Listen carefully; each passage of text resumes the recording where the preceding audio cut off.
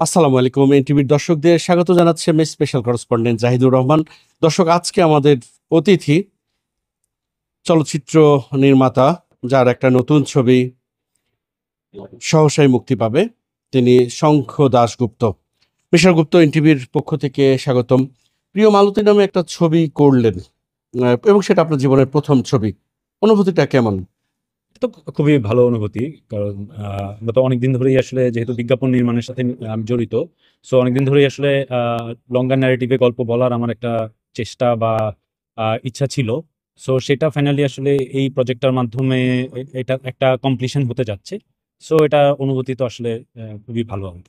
Walton fridge কিনে অনেকের মতো আপনিও হয়ে যেতে পারেন মিলেনিয়াল। সেরা পণ্যের সেরা অফার। আপনি বরিশালের সন্তান। বরিশাল থেকে এই ঢাকায় কিভাবে এলেন? মানে আমি বলছি না, মানে কিভাবে, ম্যাক্সিমাম লোক তো আগে লঞ্চে আসতো। হ্যাঁ, আমারও আসলে লঞ্চেই আসা বরিশাল থেকে। সো আমার আসলে বেসিক্যালি আমার একদম শৈশব কাটে কুমিল্লাতে আমার বাবার চাকরি সূত্রে। সেখান থেকে আমি আমার স্কুল আসলে বরিশালে ক্লাস 5 থেকে মেট্রিক পর্যন্ত। তারপরে আমি আবার আমার উচ্চ মাধ্যমিক কুমিল্লাতে। সো সেখান থেকে আমি 2003 সালে ঢাকায় আসি আর কি। সো তারপরে আমার পড়াশোনা ঢাকাতে। তারপরে আমি 2007-08 সালে আসলে সাংবাদিকতা হিসেবে আমার পেশাগত জীবন শুরু। সো তারপরে 2011-12 দিকে আমি আসলে বিজ্ঞাপন নির্মাণের সাথে যুক্ত হই এবং তারপরে আসলে দীর্ঘদিন আমি বিজ্ঞাপন নির্মাণের সাথে জড়িত। এর মাঝে আমি কিছু টিভি ফিকশনের কাজ করেছি। 2020 সালে এসে আমি আসলে আমার প্রথম বড় লেন্থের ফিকশন বলি করা হইচইর জন্য। তারপরে 2021-22-এর দিকে এসে আসলে গুটি করা চরকির সাথে। এরপরে 23-এর মাঝামাঝি এসে আসলে প্রিয়মালতী চলচ্চিত্রের কাজ শুরু করা। প্রিয় মালতী প্রযোজনা করছে চরকি এবং ফ্রেম পার সেকেন্ড নামের একটা প্রযোজনা সংস্থা। তো মজার কি অভিজ্ঞতা ছিল এই ছবি পরিচালনা করতে গিয়ে?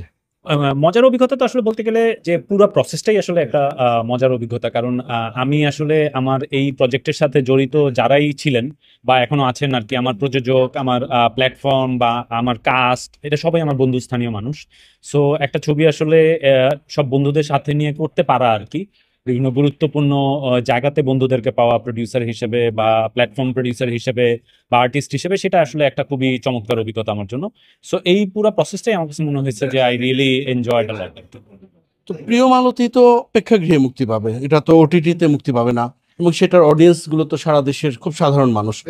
কি চমক থাকবে এই ছবিতে, কিংবা মানুষ এই ছবিটা কেন হলে দেখতে যাবে? এই ছবিটা প্রথমত যে কারণে দেখতে যাবে সেটা হচ্ছে যে আমাদের আসলে আমরা যদি পুরো বাংলাদেশের সোশ্য ইকোনমিক কনটেক্সটকে দেখি, আমাদের এখন একটা large number of people is middle class, lower middle class এই শ্রেণীর। সো প্রিয় মালতী আসলে ওদের কথা বলে। Priyo Maloti is a statements towards the people যারা আসলে ভালনারেবল সিচুয়েশনে থাকে এবং কোনো ক্রাইসিসে আসলে নিজেদেরকে খুব বেশিভাবে আসলে বাউন্স ব্যাক করতে পারে না। সো একটা বড় সংখ্যক মানুষ এই দেশের আসলে নিজেদেরকে প্রিয় মালতীর মধ্যে খুঁজে পাবে। সো এইটা একটা কারণ যে আসলে আমার মনে হয় যে মানুষ তো আসলে ওই গল্পটাই আহ, যে কোনো মাধ্যমে দেখতে পছন্দ করে, যে মাধ্যমে নিজেকে আসলে খুঁজে পায়।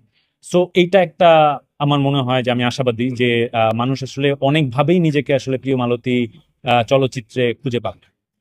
প্রিয় মালতীতে মালতী হয়ে এনেছেন আপনি মেহজাবিন চৌধুরীকে। চৌধুরী নিয়ে আপনার মিস চৌধুরীকে নিয়ে আপনার অভিজ্ঞতাটা শুনতে চাচ্ছি এই ছবিতে। মেহজাবিনের সাথে এটা আমার প্রথম কাজ। আমি আমি অনেক বিজ্ঞাপনের কাজ করেছি, কিন্তু মেহজাবিনের সাথে আমার কখনোই কোনো কাজ করা হয়নি। But or progress as an actor আমি এটা ফলো করতাম। সো এবং আমার কাছে একটা সময় এসে আমি যখন বড় লেন্থের কাজ করা শুরু করি বা লঙ্গা ন্যারেটিভের গল্প বলা চর্চাটা শুরু করি, তখন থেকে আমার মনে হচ্ছিল যে as a film maker I want to direct Mehzabin Chowdhury.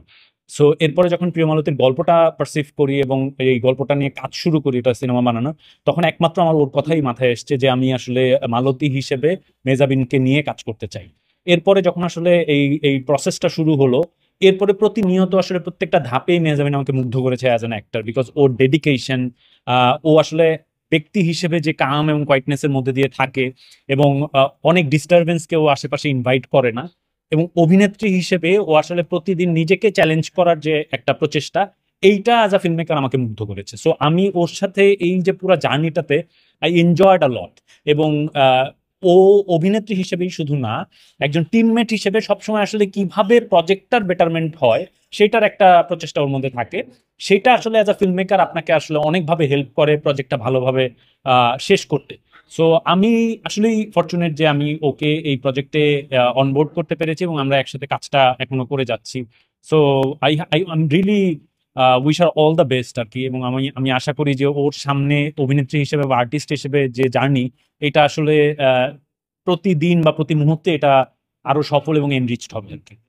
এই ছবি নির্মাণের সময় কোনো চ্যালেঞ্জিং কোনো মুহূর্ত না কিংবা মজার কোনো মুহূর্ত যেটা শেয়ার করা যায়?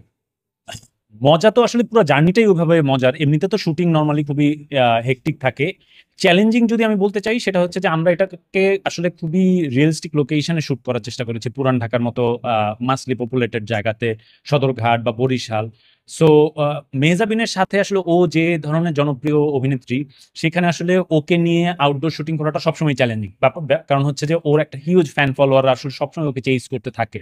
সো এই পুরান ঢাকার বিভিন্ন লোকেশনে আসলে ওকে নিয়ে আউটডোর শুট করাটা আসলে, এবং সেটাকে আসলে ম্যানেজ করাটা আমার কাছে মনে হয়েছে যে সবচেয়ে চ্যালেঞ্জিং পার্ট আর কি। এবং এটার ক্ষেত্রে আমাদের টিম, আমার টিম, প্রডিউসিং টিম, মেহজাবিন নিজে আসলে যেভাবে সাপোর্ট করেছে, এটা না হলে আসলে, কারণ আজকে তো সবাই জার্নালিস্ট আর কি, সবার হাতে একটা করে ফোন আছে, যে কোনো সময় আসলে একটা ছবি তুলে এটা সোশ্যাল মিডিয়াতে আপলোড হয়ে যায়। সো এই চ্যালেঞ্জটা মানে আমরা ওভারকাম করাটা আসলে সবচেয়ে আমি বলবো যে বড় বিষয় ছিল আর কি পুরো জার্নিতে।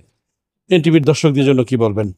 এনটিভি আসলে দীর্ঘ সময় ধরে যাত্রাপথে টেলিভিশন মিডিয়ামে আমার কাছে মনে হয় যে সবচেয়ে গুরুত্বপূর্ণ ভূমিকা পালন করেছে ছোট লেন্থের গল্প বলার ক্ষেত্রে আর কি, টেলিভিশন নাটকের গল্প বলার ক্ষেত্রে।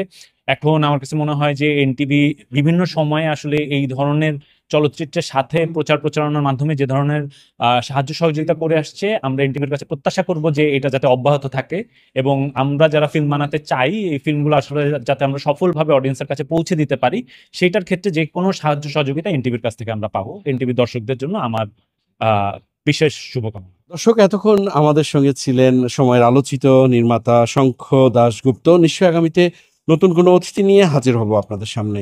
ততক্ষণ পর্যন্ত সবাই ভালো থাকবেন, সুস্থ থাকবেন, এনটিভির সঙ্গেই থাকবেন। আল্লাহ হাফেজ।